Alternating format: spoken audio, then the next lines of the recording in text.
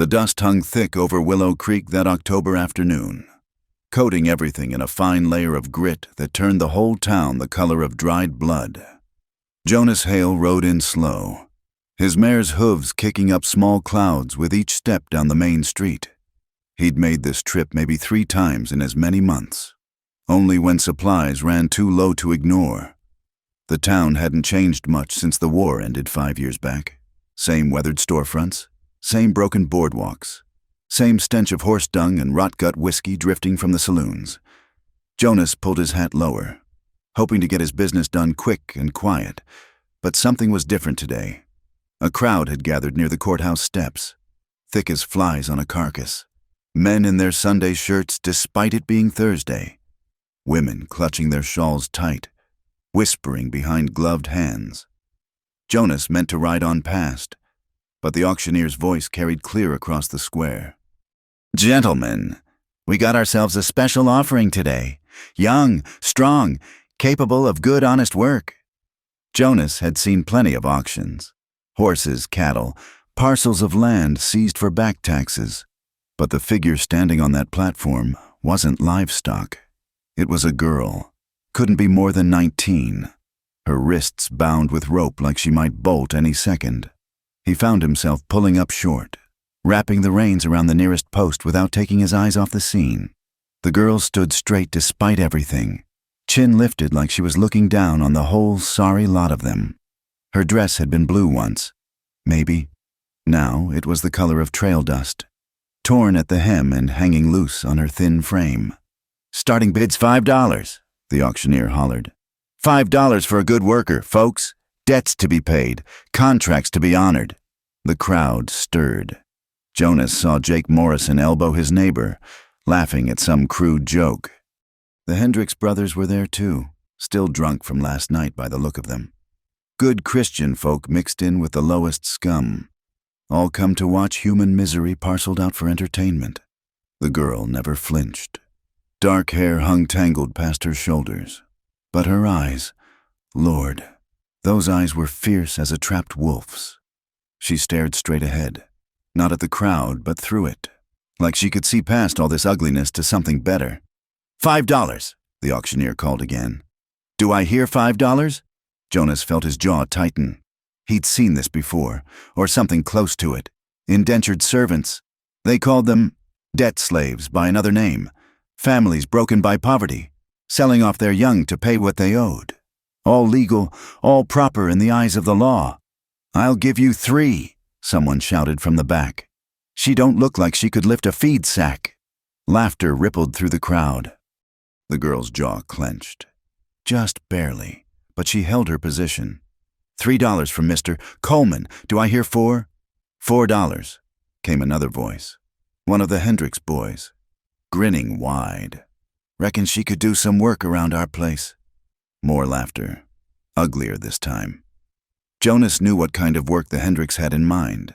Their last servant had run off in the middle of the night 6 months back, showed up at the church with bruises that told their own story. $4 to Mr. Hendricks. Going once. The girl finally moved, just her head turning slightly to look at the bidder. The contempt in her expression could have scorched paint off a barn wall. One of the guards beside her raised a hand like he might strike her, but she'd already turned back to staring at nothing. "Going twice." Jonas heard himself speak before he'd made any conscious decision to do it. $10. Every head in the square swiveled his way. He stood at the edge of the crowd, still dusty from the ride, looking like what he was, a man who hadn't set foot in town for months and liked it that way. "Well now," the auctioneer's face split into a grin. $10 from Mr. Hale. That's what I call a proper bid." Tom Hendricks spat tobacco juice onto the ground. 15, 20. Jonas said flat. He had maybe $30 to his name, saved up from selling off his meager corn crop. Money meant for supplies to last the winter. But something about that girl's eyes, that straight-back defiance in the face of all this degradation, had hooked into him like a barb. 25. Hendricks shot back, his face getting red. 50. The word dropped like a stone into still water. Nobody bid $50 for a servant. Not in Willow Creek. Hell, you could buy a decent horse for less. The crowd murmured, uncertain now. This had stopped being entertainment and turned into something else. Hendricks opened his mouth, closed it. His brother tugged at his sleeve, whispering urgent words. Finally, he spat again and turned away. Let the fool have her. $50 going once, going twice, sold to Jonas Hale. The gavel came down with a crack that made the girl flinch, the first sign of weakness she'd shown. The crowd began to disperse. The show over. Some looked disappointed. Others shot Jonas curious glances as they passed. He made his way to the courthouse steps, each footfall feeling heavier than the last. What the hell had he just done? He lived alone on a hardscrabble farm 20 miles from nowhere. He could barely keep himself fed through winter, let alone another mouth. The clerk was waiting with papers to sign. Just need your mark here. Mr. Hale. Contract transfers all debts and obligations to you for a term of 7 years' labor, as decreed by...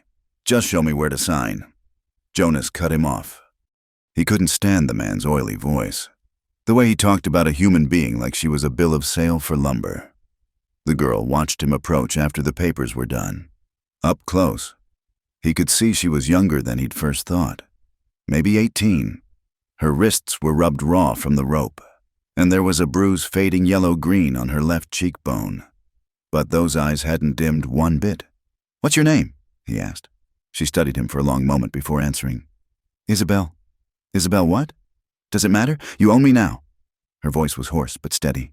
Educated too, from the sound of it. Not what he'd expected. Nobody owns anybody. Jonas said, War settled that question. Case you hadn't heard. She laughed, short and bitter. Tell that to the judge who signed those papers. Tell that to my father's creditors who put me up there.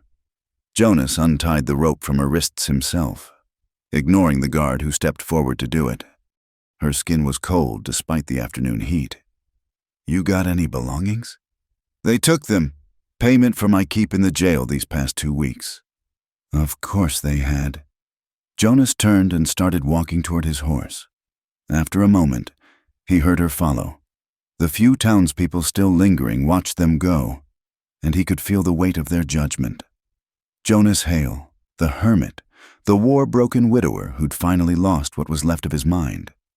Maybe they were right. He untied his mare and looked back at Isabel. She stood there in her ruined dress, all sharp bones and fierce pride. You ever ridden? Yes. He mounted up and offered her a hand. She hesitated only a second before taking it, swinging up behind him with more grace than he'd expected. Her arms went around his waist, light as bird bones. Where are we going? She asked as he turned the mare toward the edge of town. Home, he said, such as it is. They rode out past the last buildings, past the cemetery where respectable folk were buried, past the potter's field where they put the nameless dead. The sun was sinking toward the horizon, painting the grassland gold and red. 20 miles to his farm. 20 miles to figure out what he'd just done and why. Behind him, Isabel sat silent and still, but he could feel her breathing, could feel she was real and alive and his responsibility now. All for the price of $50 he couldn't afford, and one moment of reckless decency in a town that had forgotten what the word meant. The dust of Willow Creek fell away behind them, and ahead lay nothing but empty prairie and the uncertain promise of whatever came next. The ride stretched long into dusk, neither of them speaking beyond what was necessary. When Jonas pointed out a creek where they'd water the horse, Isabel slid down without his help, moving stiff but determined. She knelt upstream from the mare and cupped water in her hands, drinking deep. There's jerky in the saddlebag, Jonas offered. She looked back at him, weighing something. Then she found the dried meat and tore off a small piece, chewing slow like she was making it last. In the fading light, he could see her clearer. Hollow cheeks that spoke of too many missed meals, hands that showed calluses from work but also grace in how they moved. She'd been somebody before this, maybe somebody important. You're wondering, she said, not looking at him. About what? About how I ended up on that platform, whether you just bought yourself a thief or worse. Jonas checked the mare's hooves for stones. Your business is your own. Is it? She stood, brushing dirt from her ruined skirt. You paid $50. Most men would want to know what they purchased. Told you already. I didn't purchase anything, just paid off a debt that wasn't yours to carry. She studied him in the near dark. Then what? You'll set me loose at your farm with a pat on the head and a good luck to you? Haven't decided yet. They mounted up again and rode on. The stars came out, thick as spilled salt across the black sky. Isabel's grip around his waist had loosened some, trusting the horse's steady gait. Once or twice he felt her head nod forward before she caught herself. We came from Ohio, she said suddenly, voice barely carrying over the horse's hooves. My father had dreams of California gold, sold everything, packed us in a wagon. Mother, my younger brother Samuel, me, we made it as far as Kansas before the fever took her. Jonas said nothing, letting her tell it her own way. Father changed after that. The gold dreams turned desperate. He started gambling, making wild promises, borrowed from the wrong people. When he couldn't pay, she paused. He took Samuel and ran one night. Left me as collateral. Said he'd come back when he struck it rich. When was that? 6 weeks ago. The farm came into view just as the moon rose full. It wasn't much. A 2-room cabin, a barn that listed to one side, a chicken coop that hadn't seen chickens in a year. The fields lay fallow except for a small vegetable plot near the house. In the moonlight, it looked even more pitiful than usual.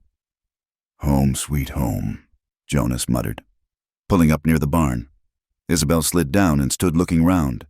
If she was disappointed, she didn't show it. Just took in the buildings, the empty corral, the vast darkness of prairie stretching out in all directions. No neighbors? She asked. Nearest is the Carlson place, 8 miles east. We keep to ourselves. He led the mare into the barn, Isabel following. While he unsaddled and rubbed the horse down, she explored the space with careful steps, found the water bucket and filled it from the pump without being asked, located the grain bin and measured out a portion that showed she knew horses. You said we, she observed. We keep to ourselves. Jonas's hand stilled on the curry brush. Force of habit. She didn't press. When the mare was settled, they walked to the house. Jonas lit a lantern inside the door, throwing shadows across the sparse furnishings. A table with 2 chairs, a cold stove, a narrow bed in the corner. Through the doorway to the second room, another bed was visible, covered in dust. That was, he started, then stopped. You can have that room. I'll clear it out tomorrow. Isabel walked to the stove, checking the firebox, running her hand along the cooking surface. When did she die? 3 years ago. Lung fever. I'm sorry. He shrugged. Life out here is hard on women. Life everywhere is hard on women. She corrected. Then, softer. What was her name? Mary. Mary Catherine. He hadn't said the name aloud in months. She hated this place.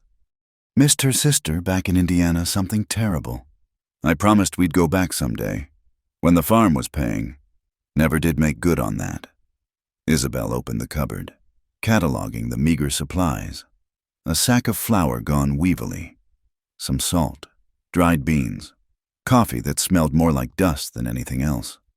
You've been living on hardtack and spite, she said. Pretty much. She rolled up her sleeves, revealing more bruises along her forearms. Well, first things first, this floor hasn't seen a broom in months.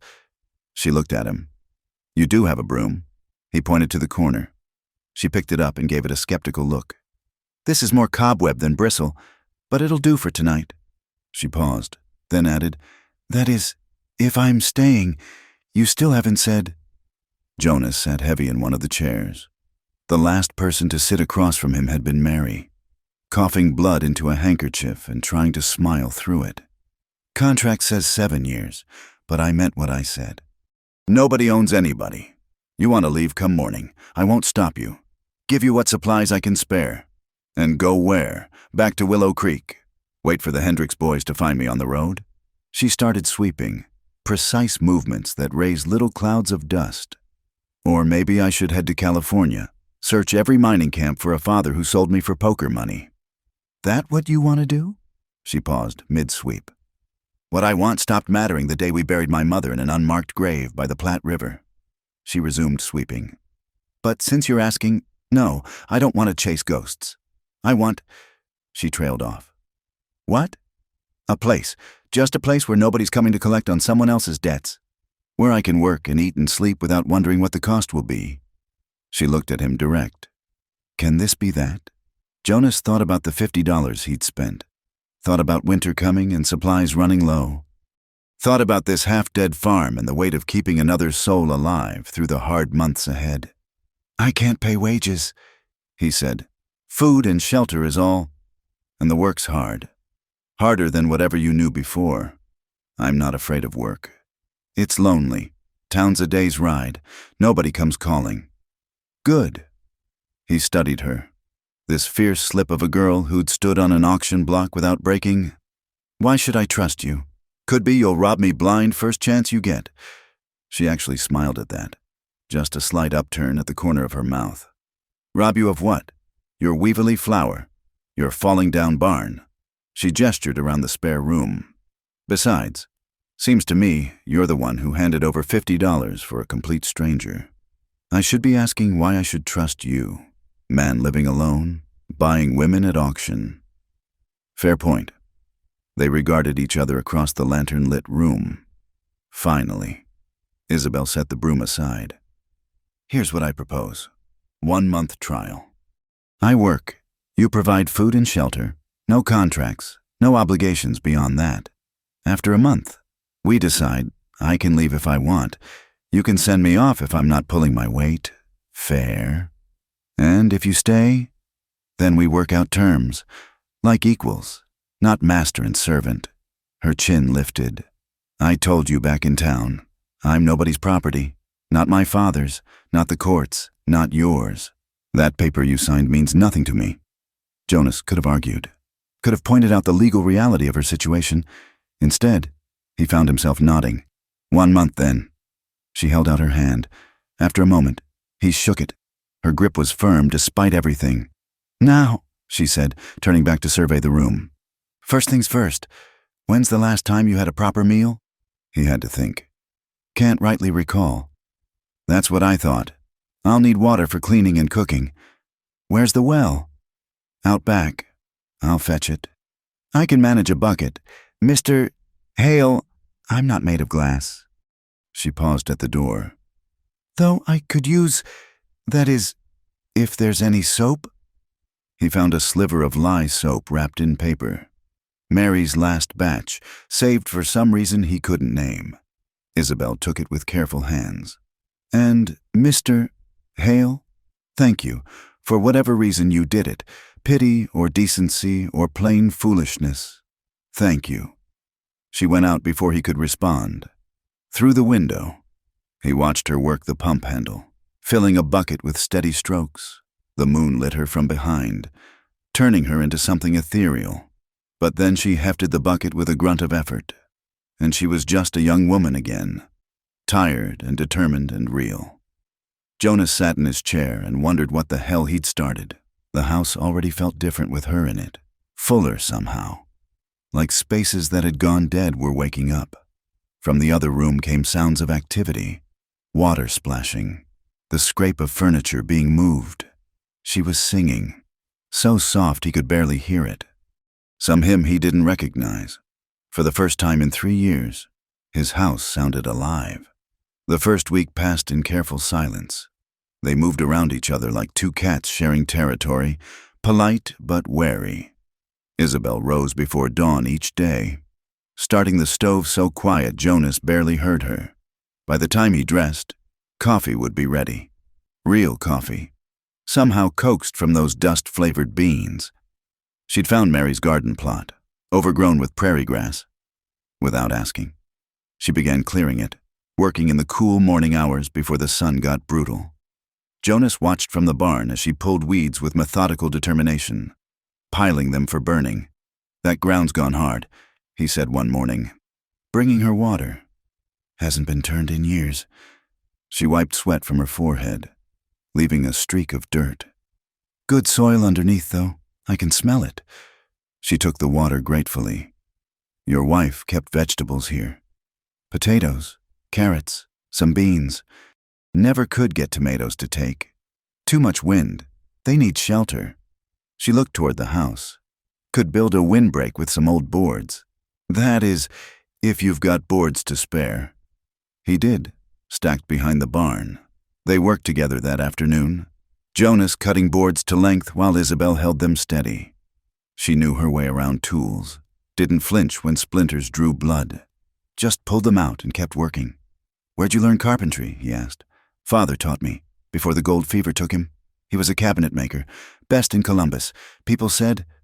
Her face went distant. Samuel has his hands. Had? She shook her head.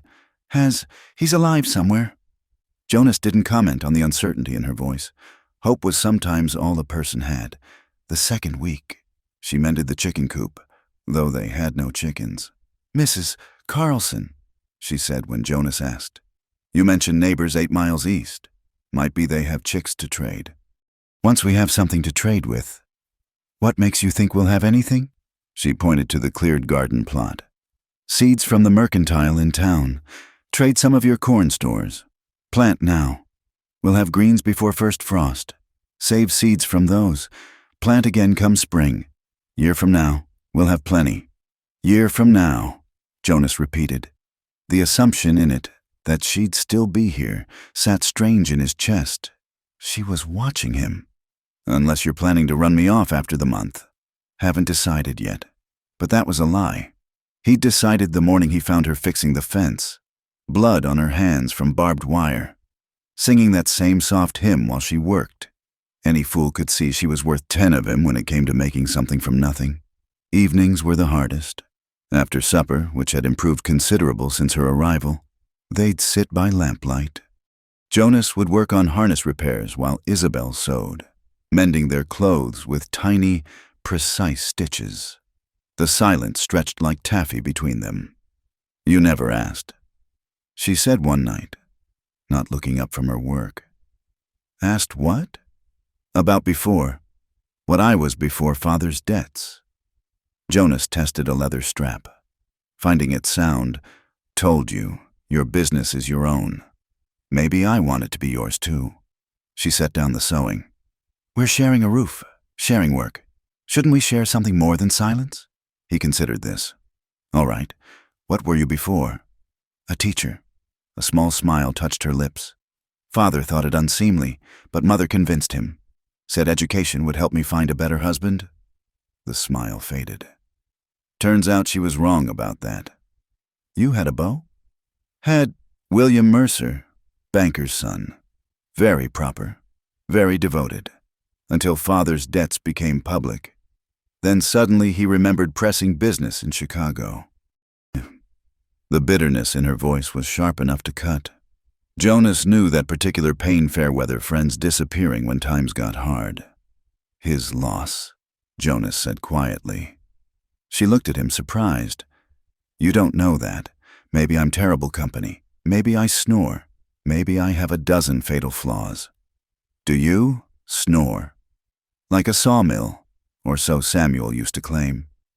She picked up the sewing again. Your turn. What were you before? Before here? Jonas set aside the harness. This was harder, pulling up things he'd buried deep.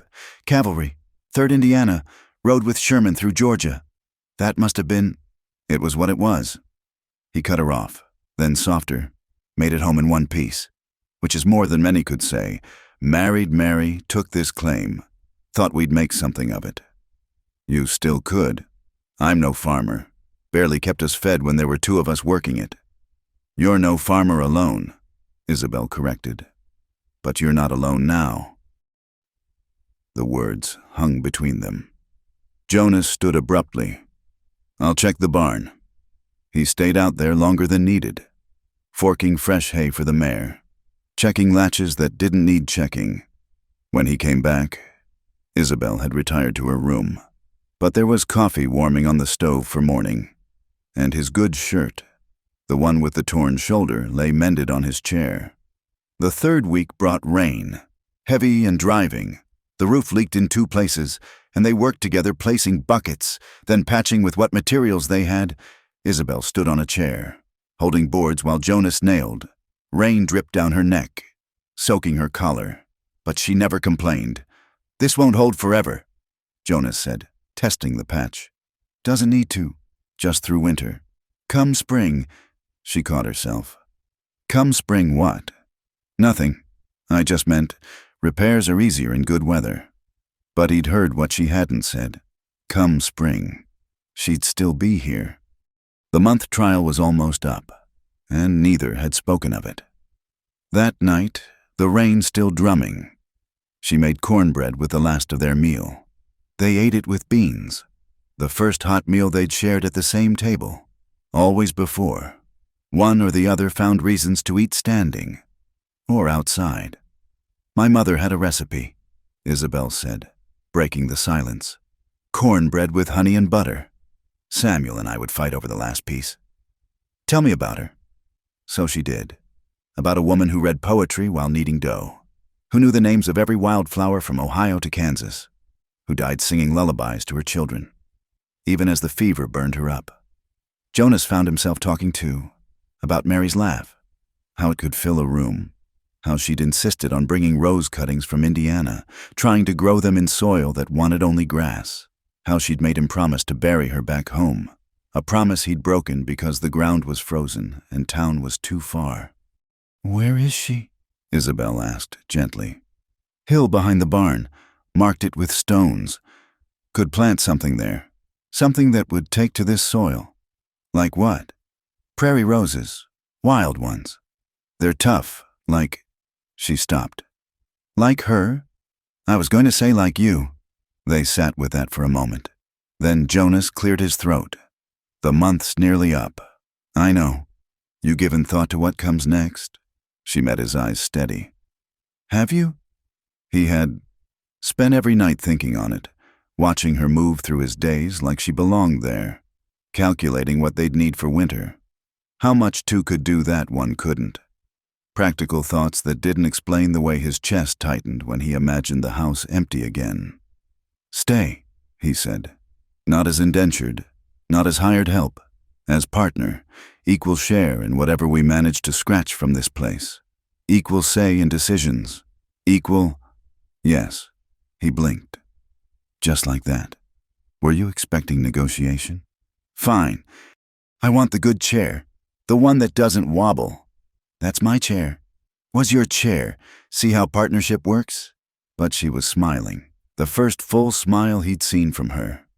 It changed her whole face, made her look younger, made her look like someone who hadn't stood on an auction block 3 weeks past. "Anything else?" he asked, finding himself almost smiling back. "Windows in the kitchen need proper curtains, and we're getting chickens from Mrs. Carlson if I have to walk all 8 miles myself, and that barn door needs fixing before snow, and, woman, you'll have us rebuilding the whole spread. Eventually." She stood, started clearing dishes. "But first, tomorrow we're going to turn that backfield, both of us. You've got a plow somewhere in that barn. I saw it, rusted but serviceable. That field's nothing but rock and hardpan. Today it is, tomorrow it's possibility." She paused at the wash basin. "That's what partnership means. Jonas, looking at what is and seeing what could be, together." He watched her wash dishes, humming that hymn again. The rain had stopped, and through the window stars showed between breaking clouds. The house felt different already, warmer, fuller, alive with plans and purpose. "Isabel." She turned, hands still soapy. "Yes? Welcome home." Something passed over her face. Surprise, gratitude, maybe grief for other homes lost. Then she nodded, turned back to the dishes. "Home," she repeated, testing the word. "Yes, I think it might be. Outside, the vast prairie stretched endless under stars. But inside, in a 2-room cabin that leaked rain and groaned in the wind, 2 broken people were carefully, cautiously, beginning to build something whole. The smoke woke them before dawn. Jonas bolted upright, the acrid smell filling his lungs. Through the window, an orange glow painted the eastern sky. "Prairie fire," he breathed, already pulling on boots. Isabel appeared in her doorway, hair loose, clutching a shawl. "How far?" "Mile, maybe less. Wind's pushing it this way." He grabbed his rifle, though what good it would do against fire. He couldn't say. "Get dressed. We might need to run." But she was already moving, throwing on her dress, braiding her hair quick and tight. By the time Jonas had assessed the situation outside, she was beside him, fully clothed and clear-eyed. The fire stretched across the horizon like a wall of hell. In the pre-dawn darkness, it seemed alive, hungry, reaching toward their small homestead with greedy fingers. "The creek," Jonas said. "If we can get the livestock across—" "No time." Isabel was already running toward the barn. "Fire break. We need to burn a break." She was right. Jonas cursed himself for not thinking of it first. They'd lose the backfield, but maybe save the buildings. He grabbed the plow while Isabel freed the mare, leading her to the safest corner of the property. They worked like people possessed, plowing a wide strip around the house and barn. The fire grew closer, the roar of it filling the air, smoke thick enough to choke. Jonas's eyes streamed tears as he fought the plow through the hard earth.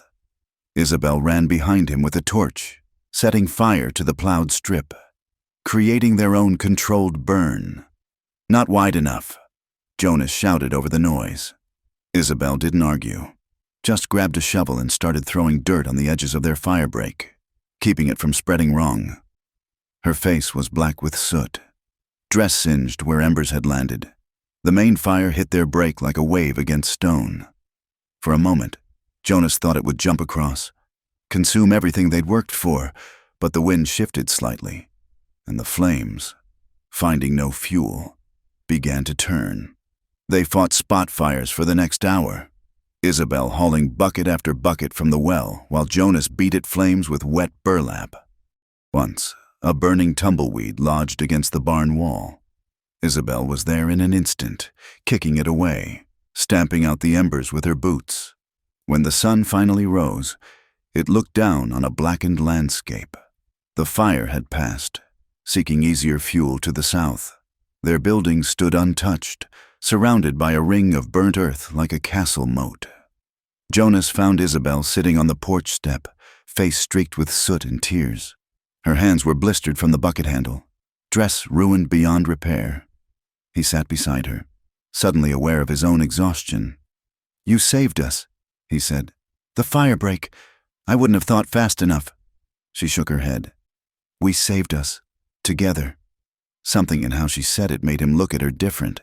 Not the half-starved girl from the auction block, but a woman who'd stood against prairie fire and won.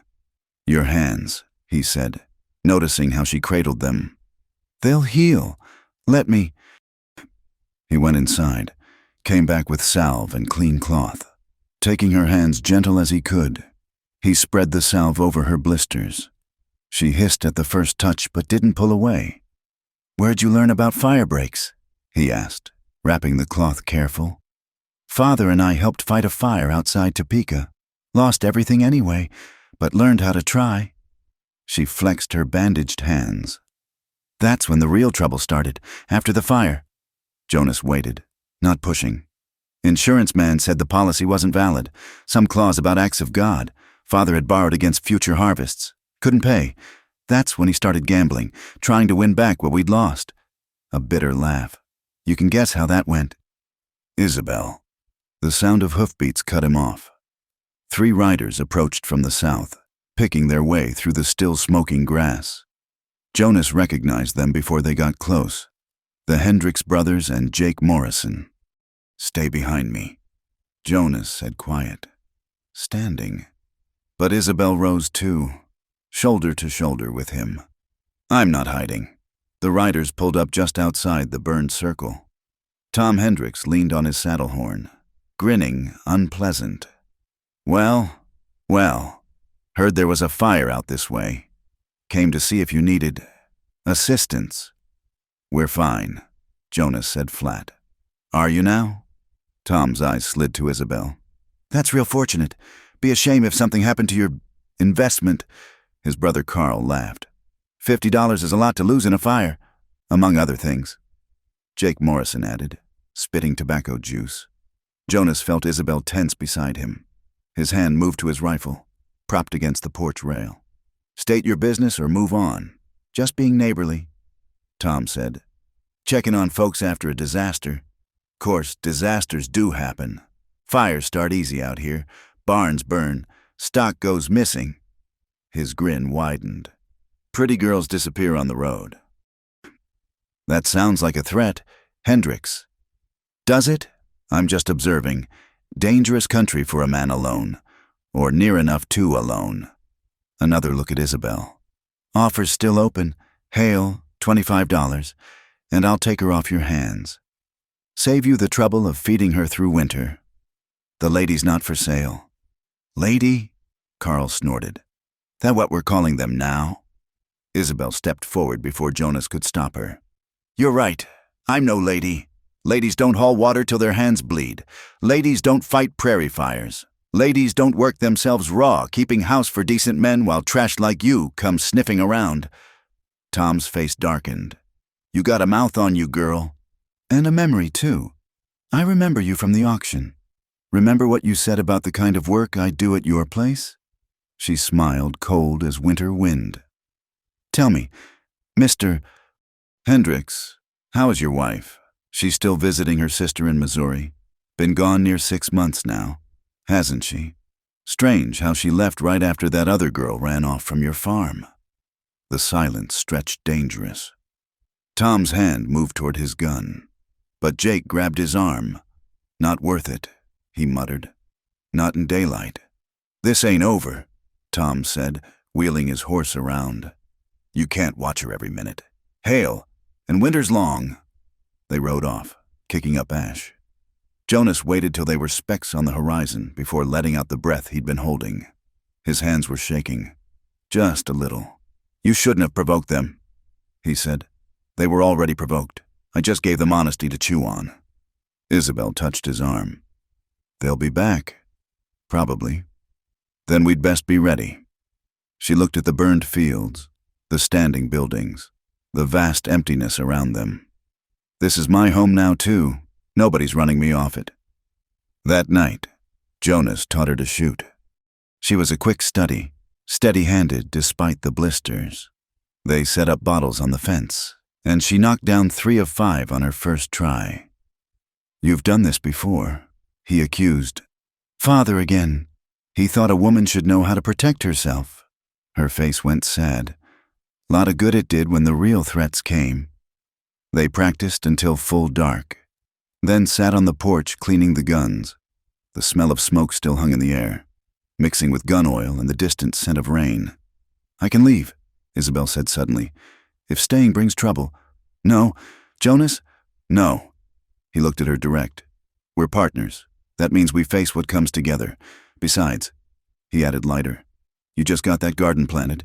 Be ashamed to leave before harvest? She smiled, small but real. True, and I've got plans for that north field come spring. Course you do.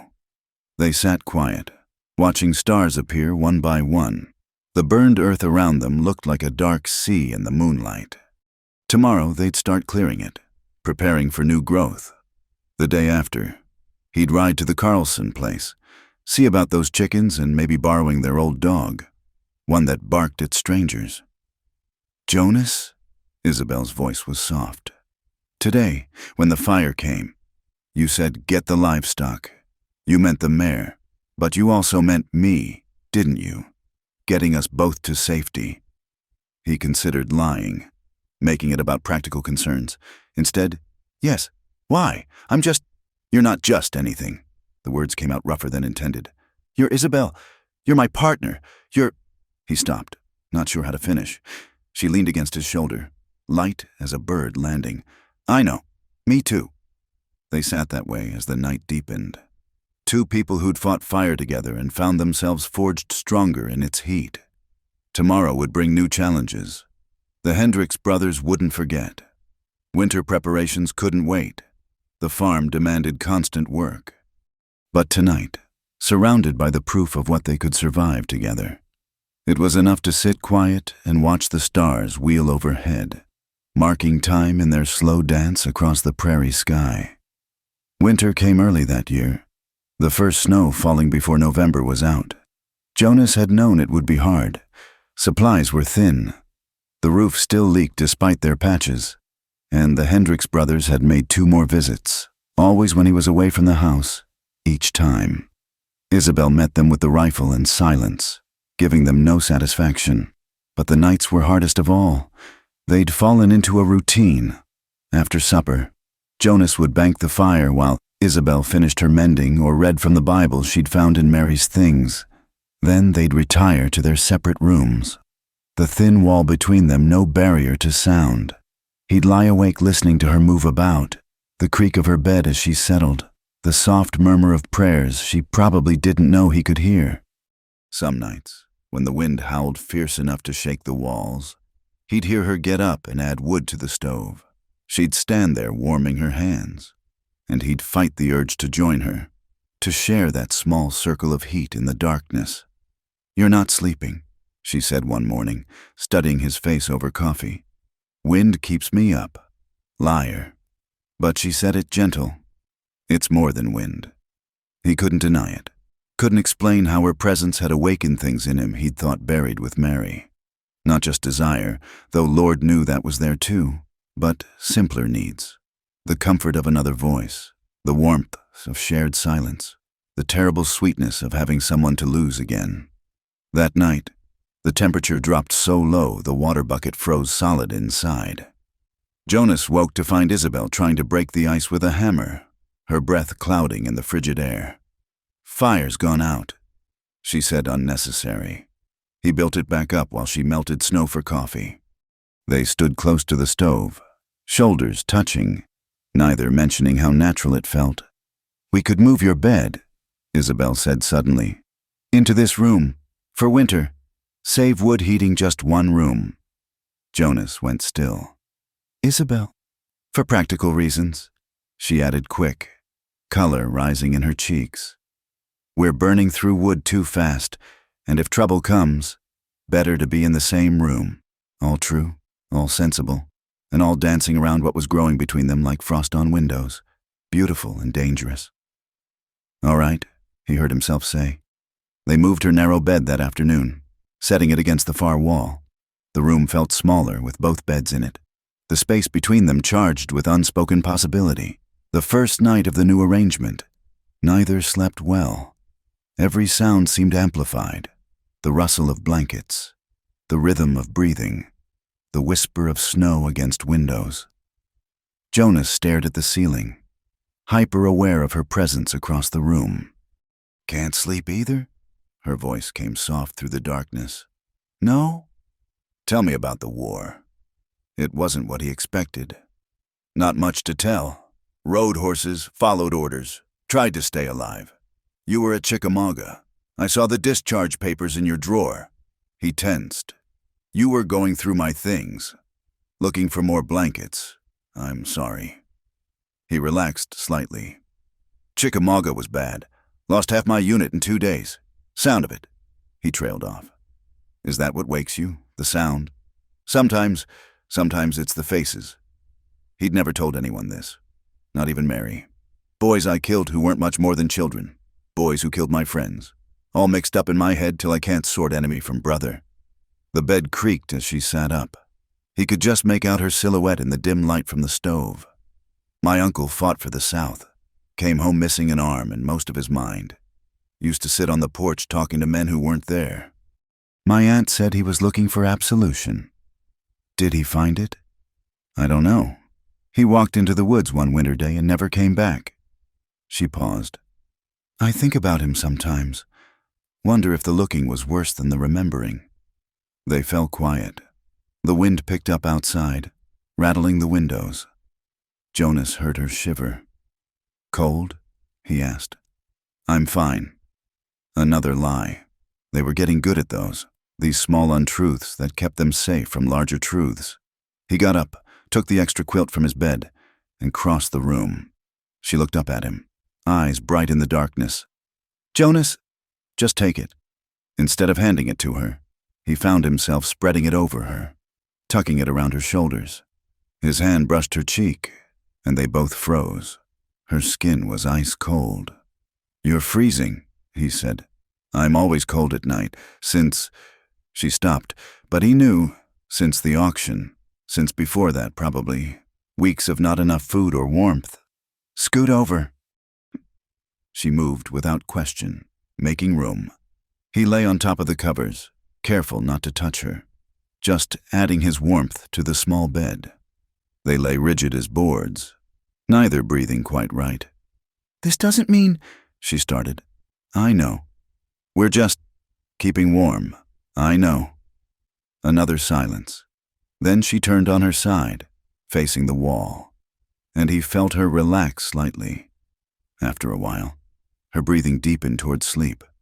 Jonas lay awake longer, studying the curve of her shoulder, the way her hair spilled dark across the pillow. This was dangerous territory, not just because of what the town would say or what it might mean for their partnership, but because he was starting to need her in ways that went beyond the practical. Need her coffee in the morning and her humming while she worked. Need her fierce determination and her unexpected laughter. Need her the way the farm needed rain. Essential for survival. The next night, she was in his bed when he came in from checking the animals, wrapped in both quilts, taking up the smallest possible space. "The wall's too cold on that side," she said, not looking at him. He didn't comment on the fact that her bed had been against the same wall, just climbed in beside her, still careful not to touch. They lay like two people on a raft, afraid movement might tip them into dangerous waters. But somewhere in the night, barriers broke down. He woke to find her curled against him, her head on his shoulder, one hand resting on his chest. He held himself still, barely breathing, memorizing the weight of her, the smell of her hair. She stirred, realized their position, but didn't pull away. "I'm sorry," she whispered. "For what?" "For making things complicated." He thought about that, about the simple life he'd had before, empty, grinding, but simple. Maybe complicated isn't bad. She lifted her head to look at him. In the pre-dawn light, her face was all shadows and questions. "What are we doing, Jonas? I don't know. I can't be Mary." The name hit him like cold water. "I'm not asking you to be, aren't you?" She sat up, the quilts falling away. "Her clothes in the wardrobe, her garden I'm tending, her house I'm keeping. Sometimes I feel like I'm living in a ghost's shadow." He sat up too, anger sparking. "I never asked you to do any of that? No, but you never stopped me either. Never said, 'Isabel, be yourself, make this yours.'" She wrapped her arms around her knees. "I know you loved her. I see it in how careful you are with her things, how you still can't bring yourself to clear out that drawer full of her letters." The truth of it stung. He had been holding on, preserving Mary's presence like flowers pressed in a book. "She's gone," Isabel continued, voice gentler now. 3 years gone, and I'm here, not as her replacement, not as your second choice, as me. She climbed out of bed, started dressing in the cold. "I'll move back to the other room." "Don't." She paused, her back to him. Why? Why indeed? He searched for words that wouldn't sound like betrayal to the dead or false promise to the living. "Because when you're here, I sleep without dreams. Because you see what could be instead of what was. Because—" He stopped, took a breath. "Because you're not Mary, you're Isabel. And I need Isabel." She turned slowly. "Need for what? Cooking? Farming? Warming your bed?" "Yes," he said, meeting her eyes. "All of that. And more. I need you to keep being exactly who you are. To keep pushing me forward when I want to stay still. To keep singing while you work. Even though you think I can't hear. To keep fighting for this place like it matters." "It does matter." "I know. It started mattering again the day you arrived." They stood looking at each other across the cold room. Finally, Isabel moved back toward the bed, stopping just out of reach. "I won't be a kept woman. Jonas, Won't be your mistress or your convenience. If this, she gestured between them, becomes something, it has to be honest, real, equal. I know. Do you? Because there's no preacher who'll marry us. Not with how I came here. In the eyes of the town, the law. I'll always be the woman you bought. I don't care about the town. You will. When they refuse our business. When they whisper behind your back. When they treat any children we might have as Isabel. He stood, crossed to her, took her cold hands in his. I stopped caring what people think when I came back from the war to find half the town had turned profiteer and the other half had turned their backs on soldiers' widows. There's no virtue in their judgment. She looked down at their joined hands. And Mary? What would she think? The question he'd been avoiding. He closed his eyes, saw Mary as she'd been, practical, unsentimental, kind. She'd think I was a fool for waiting this long to tell you how I feel. Isabel's hands tightened on his. And how do you feel? Like I've been frozen for 3 years and you're the first warm thing I've touched. He pulled her closer. Like I want to build something new with you. Not just maintain what was. Like I'd fight the whole town, the Hendricks brothers, hell itself to keep you safe. I don't need you to fight for me, she said. I need you to fight with me. Stand with me. Choose me not because I'm here and convenient, but because... He kissed her. Not gentle, not careful, but with all the hunger of lonely months and cold nights and the terrible fear of almost losing her to fire and threats. She made a sound, surprise or surrender, then kissed him back just as fierce. When they broke apart, both breathing hard, she pressed her forehead to his. This changes everything. I know. The work will be the same. The partnership stays equal. I won't become some simpering... Isabel. He cupped her face, thumbs tracing her cheekbones. I don't want you to change. I want you exactly as you are, stubborn and brave and always pushing for more. She smiled then, that rare, full smile that transformed her. All right then. They went back to bed as the sun crept over the horizon, painting the frost-covered windows gold. This time there was no careful distance, no pretense. She fit against him like she'd always belonged there. And maybe she had. Maybe this was what Mary had meant when she'd made him promise to live. Really live. After she was gone. Outside. Winter pressed against the walls. Inside. For the first time in years. Jonas Hale was warm. The whispers started at the general store. Jonas had ridden to town for supplies, leaving Isabel with the rifle and strict instructions to bar the door. He'd barely stepped inside before conversations stopped mid-sentence. Mrs. Patterson, the banker's wife, gathered her skirts and swept past him without acknowledgement. Tom Miller, who'd bought grain from Jonas just last fall, suddenly found the pickle barrel fascinating. Only Ed Garrett, the store owner, met his eyes. Jonas. Been a while. Ed. Jonas set his list on the counter. Need these filled. Ed scanned the items, his face troubled. Jonas, we've been friends a long time.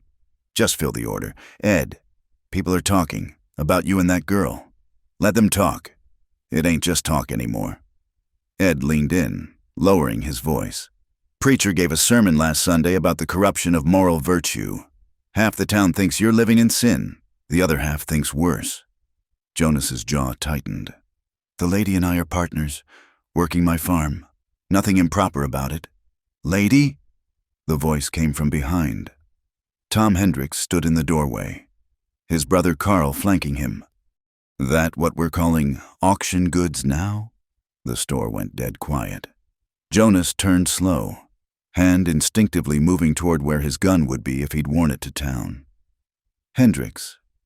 Heard you've been playing house with my property. Tom stepped inside. Spurs jangling. See, way I figure it, you may have outbid me, but that don't make her respectable. Don't make what you're doing right. The lady's free to come and go as she pleases. Carl laughed ugly. Sure she is. Pretty convenient. Her choosing to stay.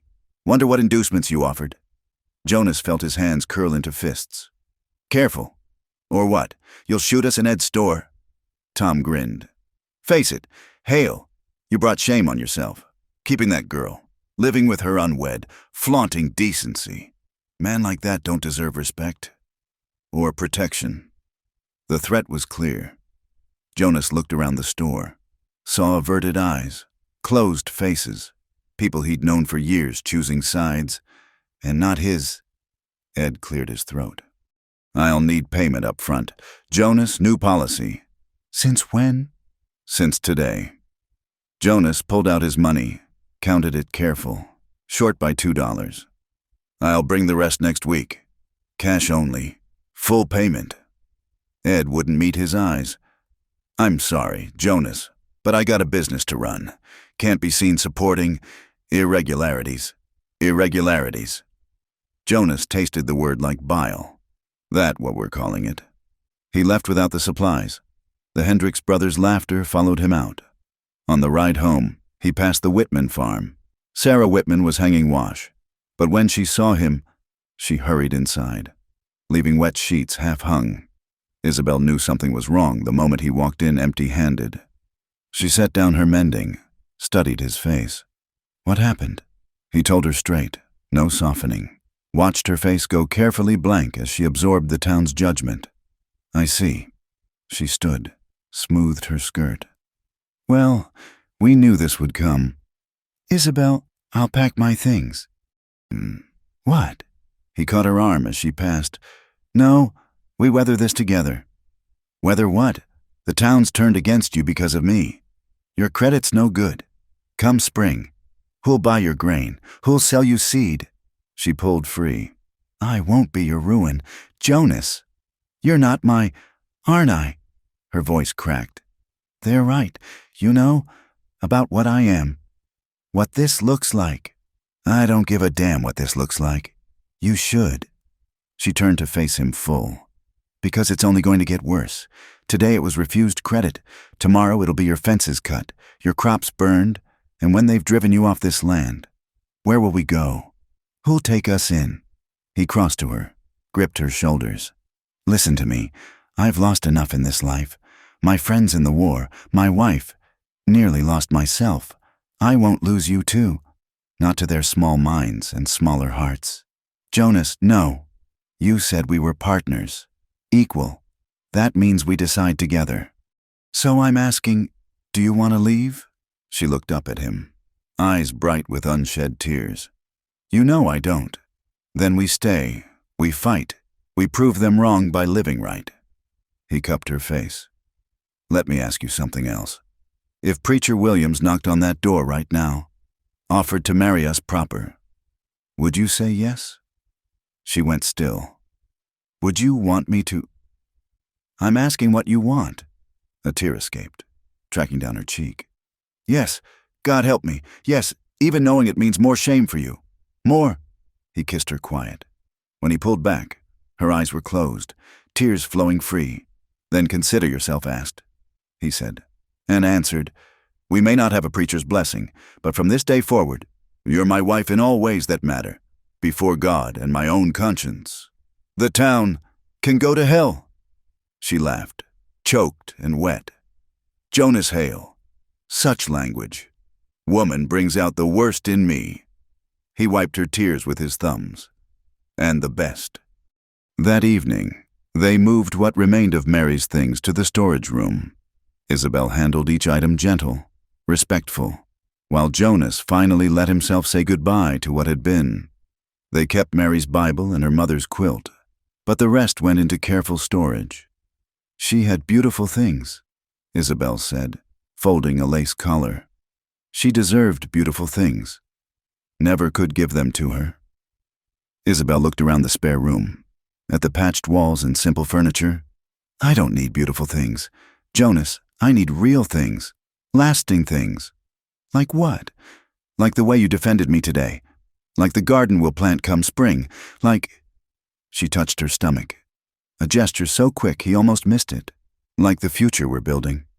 He went very still. Isabel, are you... I don't know. Maybe it's too soon to tell. She met his eyes. Would it matter? A child born to us, without marriage papers? He thought of the town's reaction. the whispers that would follow any child of theirs. Then he thought of this house filled with laughter, small feet running across these floors. Only thing that matters is the child knows it's loved, wanted, protected. He pulled her close. Papers don't make a family. Love does. Commitment does. Choosing each other every day does. She pressed her face to his shoulder. The town will make it hard. A bastard child of a bought woman. Then we'll make our own town, here, on this land. He pulled back to look at her. We'll teach our children what matters. Work and honesty and standing by your own. Let others gossip. We'll be too busy living. 2 weeks later, the first stone came through their window. Isabel swept up the glass without comment while Jonas boarded over the hole. The next week, they found one of their chickens dead, neck wrung, left on their doorstep. But they also found unexpected grace, Mrs. Carlson rode over one afternoon, her weathered face set in determined lines. "Heard you were having trouble in town," she said, accepting Isabel's offer of coffee. "Some," Jonas admitted. "Fools and hypocrites, the lot of them." She fixed Isabel with a steady gaze. "I was widowed young. Took up with my second husband without benefit of clergy because no preacher would marry us. Him being half Mexican. Lived 40 years together. Raised 6 children. Buried him last spring." She sipped her coffee. "Papers don't make a marriage. Hearts do." She left them with a basket of preserves and a standing offer to trade goods. Town be damned. Others followed, quiet-like. A side of bacon left on their porch without note. A bag of seed corn propped against the barn. Small rebellions against the town's judgment. Isabel began to show as winter gave way to spring. Jonas would catch her sometimes, hand on her growing belly, humming that hymn of hers. The house filled with preparations, tiny clothes sewn from scraps, a cradle Jonas carved from pine, dreams spoken aloud in the darkness. "If it's a boy," Isabel said one night, "I'd like to call him Samuel, for my brother. And if it's a girl, Hope." She turned in his arms, "for what she'll represent." The crop came in strong that year. Despite no help from town, they sold to traders passing through, getting fair price if not top dollar. The house grew, a room added for the coming child, real glass for the windows, a proper floor to replace packed earth. And if sometimes Jonas rode out to find fence posts cut or cattle spooked, he mended and moved on. If Isabel felt the weight of stairs the few times she went to town, she held her head high and conducted her business. They were building something stronger than respectability, a life rooted in earth and seasons, in the daily choice to face whatever came together. Let others measure virtue by papers and propriety. They measured it in soil turned and crops raised, in the quiet evenings when Isabel read aloud while Jonas carved, in the growing evidence of new life between them. The baby would come with the harvest, and like the grain they'd plant and tend, it would grow strong in soil made rich by struggle, watered by tears transformed to hope. The baby came with the wheat harvest, just as Isabel had predicted. Hope Hale entered the world on a golden afternoon, her cries mixing with the sound of wind through grain. Mrs. Carlson served as midwife, having ignored her own daughter's protests about associating with those people. "Healthy girl," she pronounced, placing the bundle in Isabel's arms. "Got her mother's spirit from the sound of those lungs." Jonas stood frozen in the doorway, afraid to move, to breathe, to disturb this perfect moment.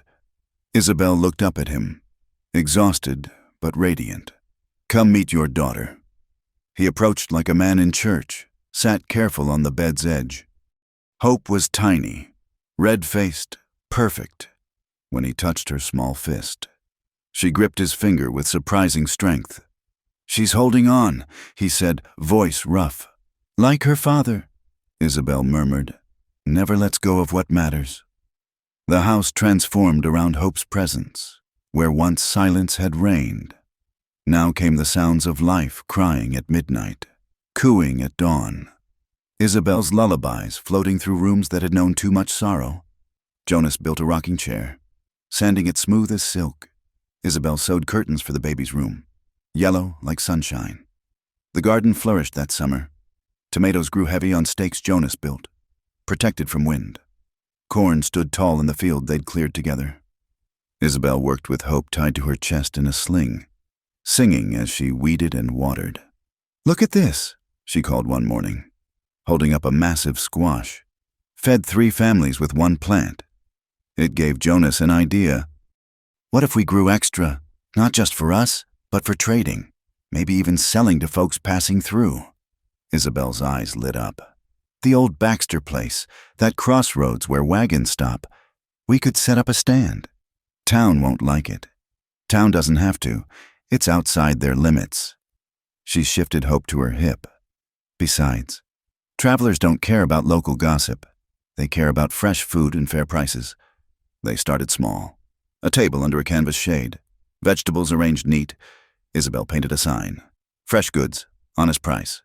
The first day, they sold nothing. The second, a wagon family bought carrots and beans. By week's end, word had spread along the trail. Good produce, fair dealing, and a woman who threw in herbs for flavor if you had children to feed. Jonas built a proper stand. Then a small shelter where Isabel could rest with Hope during hot afternoons. Regular customers began stopping by name. Mrs. Rodriguez, traveling between settlements to see family. The Schmidt brothers, freighting supplies. Even some townspeople, slipping out quietly to buy what they wouldn't in public. "Shameful," someone muttered one day, loud enough to carry. Jonas looked up to see Mrs. Patterson, the banker's wife, passing with her nose high. Isabel just smiled, counting out change for a customer. "Have a blessed day, Mrs. Patterson. If you ever need fresh vegetables, you know where to find us." The woman huffed away. But 2 weeks later, her housemaid appeared at the stand. "Mrs.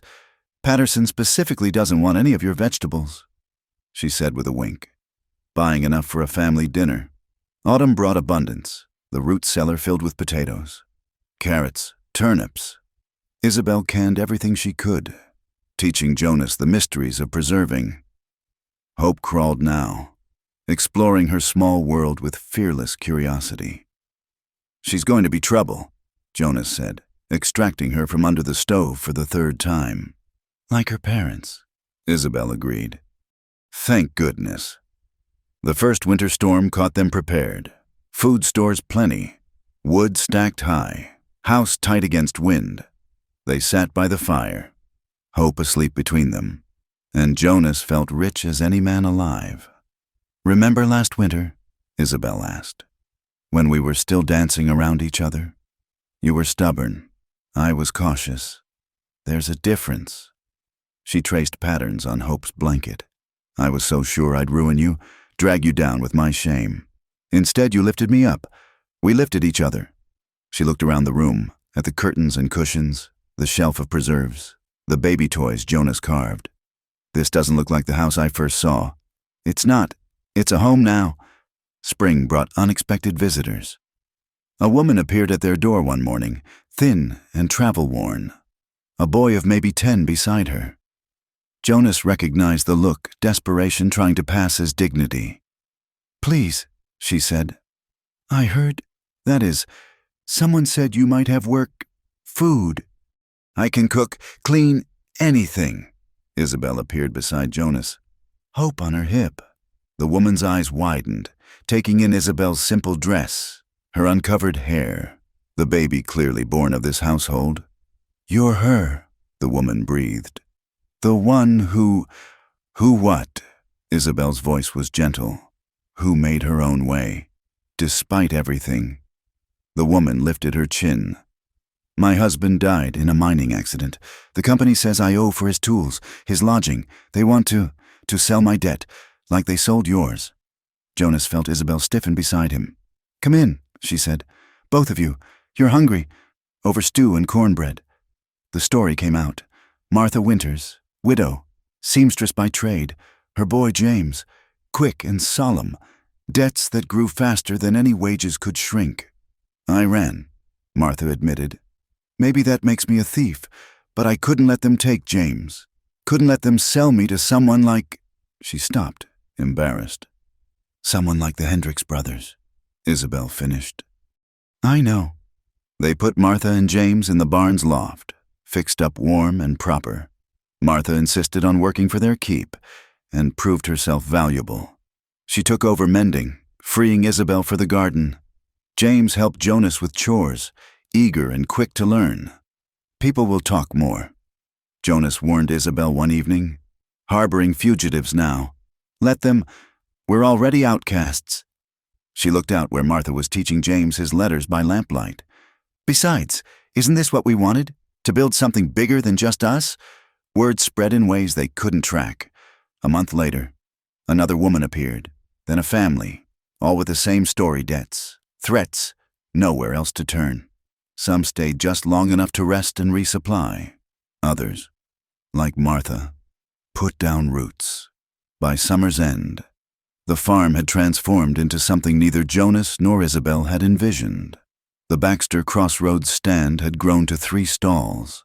The garden covered twice its original size. The barn housed 2 families, with a third building a cabin on the far acre Jonas granted them. It's becoming a town, Isabel marveled one evening. They sat on the porch, watching children play in the yard. Hope toddling after the older ones, determined to keep up. A better town, Jonas corrected. One built on second chances. Tom Hendricks rode out one day with the sheriff, claiming they were harboring criminals. Jonas met them at the property line, rifle visible but not raised. These people are my tenants, he said calm. Working my land legal and proper. Working for a man living in sin. Hendricks spat, with his bought woman and bastard child. The sheriff, older and tired-looking, sighed. Tom, I told you, unless you got proof of crimes committed, I can't do nothing. Man's free to rent his land as he pleases. This ain't over, Hendricks promised, wheeling his horse around.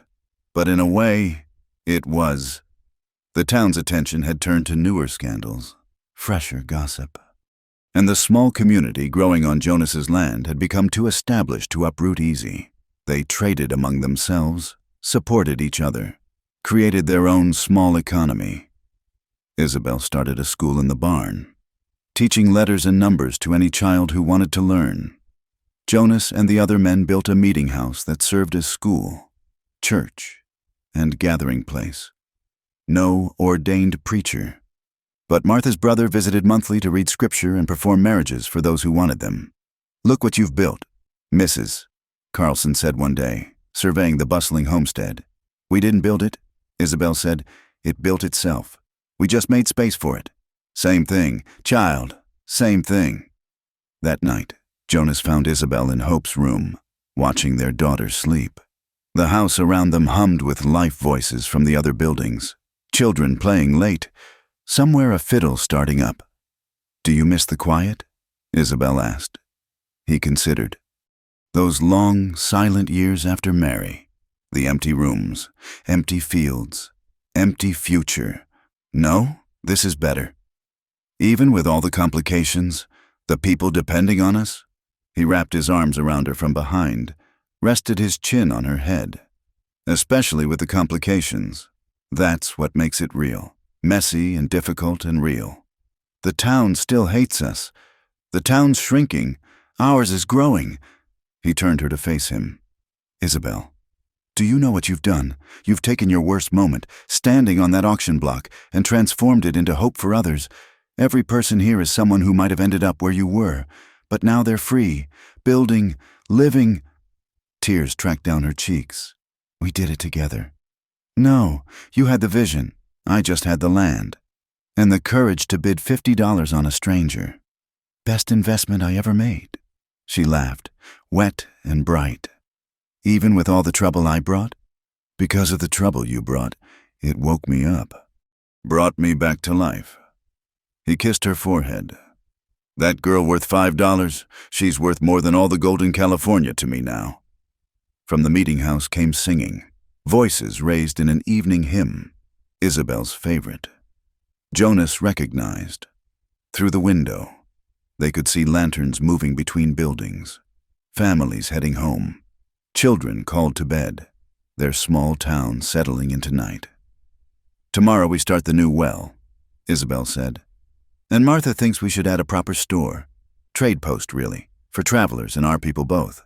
Course she does. But he was smiling. What else? James wants to learn blacksmithing. The Walkers are expecting again. And that new family, the Clarks, they're talking about starting a dairy, if we can get some cows. Plans and dreams, spreading like roots through good soil. Jonas listened to her spin out the future, feeling the weight of hope's breathing from the next room, the warmth of Isabel in his arms, the pulse of community around them.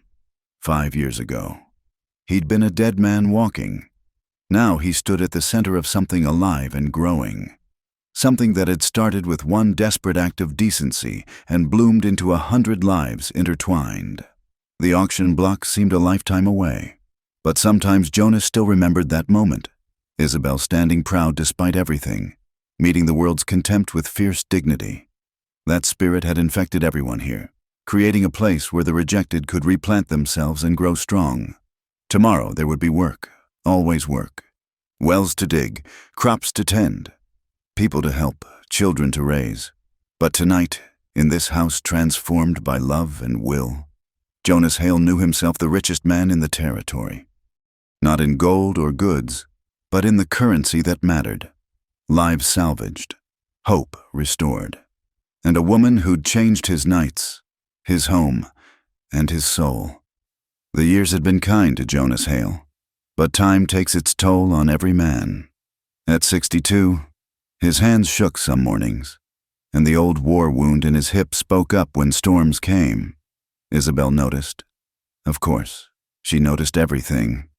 You need to rest more, she said, watching him struggle with a harness buckle. Rest when I'm dead, he muttered, then regretted the words at her sharp look. Don't say that, not even joking. But they both knew what they didn't speak, that their time was measured now in seasons, not years. Hope was 20, married last spring to the Walkers' eldest boy. They lived in the blue cabin near the creek, adding to the small town that had grown around the original homestead. Remember when it was just us? Jonas asked one evening. Sitting on the porch, Isabel had insisted they expand. The view showed a dozen buildings now, smoke rising from chimneys, the sound of life everywhere. I remember. She settled beside him, still graceful at 41. Silver threaded her dark hair, and lines mapped the joys and sorrows of 2 decades.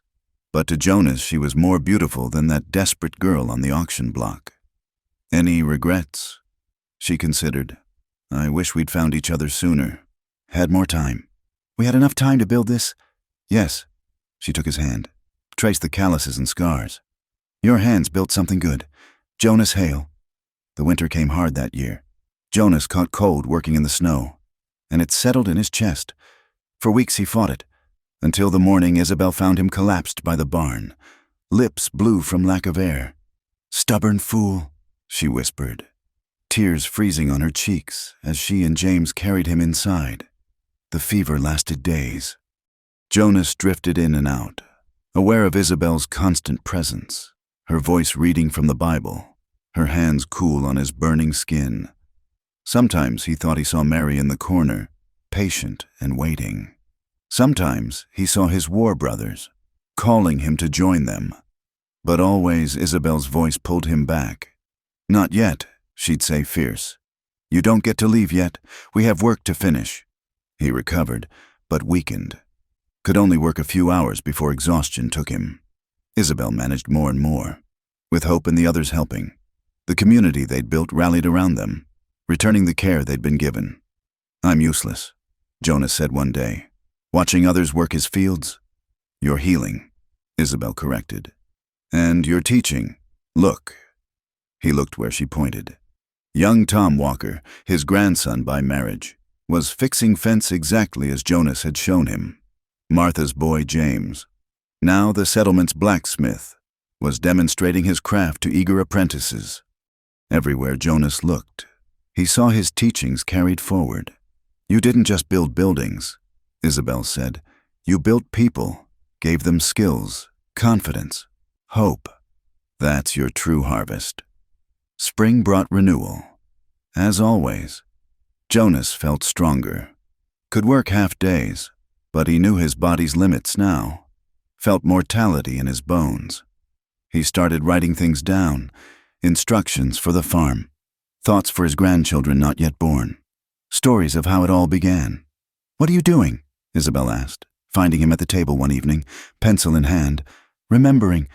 Want them to know how you came here. What we built from nothing." She read over his shoulder, smiled at his simple words. "You make me sound like a hero." "You are my hero, anyway." That summer, Jonas's hip gave out completely. The doctor from the new town, their settlement, had drawn its own physician now. Said there was nothing to be done. Age and old injuries catching up. "I'll be in a chair soon," Jonas said that night. "Then we'll get you the best chair in the territory." Isabel's voice was steady, but he heard the fear beneath. "Don't you understand? I can't work, can't provide, can't—" "Can't what? Love me, guide this place, be the man I need?" She knelt before him, took his weathered face in her hands. "Jonas Hale, you could be blind and deaf and missing both legs, and you'd still be the man who saved me, who gave me a life worth living. Who's dying?" "Isabel. We both know it." The words hung between them like a blade. "Finally." She nodded. "Then we'd best make the time count." They did. Jonas spent his days teaching, sharing wisdom with any who'd listen. The settlement's children gathered to hear stories of the war, the early days, how Miss Isabel had transformed everything. Young women sought Isabel's advice on birthing and planting and surviving whatever life threw at them. "We should make it official," Jonas said one autumn day. "This place, give it a name, proper-like." They held a town meeting in the hall they'd built where the barn once stood. Everyone came, nearly 50 families now, all somehow connected to that first act of grace. "What should we call ourselves?" Martha asked. Suggestions flew. Freedom, haven, new hope. But it was Isabel who stood, commanding attention even after all these years. "Redemption," she said simply. "Because that's what this place is, where people come to be redeemed, where second chances grow like wheat." The vote was unanimous. Winter came gentle that year, as if nature itself recognized Jonas's weakness. He spent more time in bed, Isabel always near. They talked of everything and nothing, memories shared, dreams for the town, small jokes that needed no explanation. "I have something for you," he said one evening. Drew out papers he'd had the lawyer draft. "The land, the buildings, everything. It's all in your name now. Legal and proper. Jonas, no arguments. You built this place as much as me, more, and after—" He took a breath. "After I'm gone, there can't be any question. This is yours, to run as you see fit." She was crying now, silent tears. "I don't want it without you. You'll have it with me. Every building we raised, every field we planted, every person we helped. I'll be in all of it." He wiped her tears, hand trembling. "Promise me something. Anything. Keep taking in the lost ones, the ones with prices on their heads and no hope in their hearts. Give them what you gave me, a reason to keep going." "I promise." He smiled. "Good. And Isabel, that sign at the town entrance, add something for me. No one beyond redemption. Let them know what we believe." The end came with spring's first thaw. Jonas woke to sunlight and Isabel's hand in his. Hope and her children gathered close. The window was open, carrying the sounds of the town, hammers and voices, children playing, life continuing its eternal dance. "Listen," he whispered. "You hear that? That's what $5 built, a whole world, from one auction." Isabel pressed his hand to her wet cheek. "You changed everything. Jonas, my nights, my home, my soul, everything." "No," he said, voice barely a breath. "We changed each other." His eyes found the sampler on the wall, stitched by one of the women they'd helped. "Love builds the house that lasts." True words, the truest he knew. Mary was there in the corner, young and smiling, patient as always. His war brothers, too, faces whole and clean, but he looked only at Isabel, memorizing her face one last time. "Thank you," he whispered. For saving me. Thank you, she whispered back. For bidding $50. He smiled at that. Their private joke, their origin story. Then Jonas Hale closed his eyes and let go. Knowing his work was done and done well, they buried him on the hill behind the house, next to Mary. The whole town came, leaving flowers and memories. Isabel stood straight and dry-eyed through the service, Hope's hand in hers, surrounded by the community they'd created. After, she walked through the town, past the school where children learned, the meeting hall where people worshipped and celebrated, the small houses where families made their lives. At each door, someone nodded or reached out a hand. Her people, Jonas's people, Redemption's people. That evening, she sat at Jonas's desk and picked up his pencil. There was work to do, always work. A new family had arrived yesterday. The woman bearing marks of hardship Isabel knew too well. They'd need housing, food, hope, all the things Jonas would have provided without question. She began to write, planning the future as they'd always done together. Outside, the town settled into evening routines. Inside, Isabel Hale, for she'd taken his name in her heart, if not in law, continued the work of redemption. The next morning, she had the sign at the town entrance changed, as Jonas had asked. Welcome to redemption, no one beyond hope. Then she opened her door to the new family, ready to offer what she'd been given, a chance to transform sorrow into joy, shame into pride, a $5 price tag into a life beyond measure. The work continued. The work would always continue, and somewhere, Jonas was watching and smiling, knowing his greatest investment had paid dividends that would echo through generations. In the end, the slave girl hadn't just changed his nights, his home, and his soul. She'd changed the world, one rescued life at a time. Thank you for listening to this story from the Wild West. We hope Jonas and Isabel's journey touched your heart as much as it touched ours. Where are you listening from today? Please leave a comment below and let us know. We love connecting with listeners from around the world. Don't forget to subscribe to the From Wild West channel for more authentic tales of love, redemption, and the untamed American frontier. Share your thoughts about Isabel and Jonas's story in the comments. Did their love inspire you? What part moved you most? We read every comment and would love to hear from you.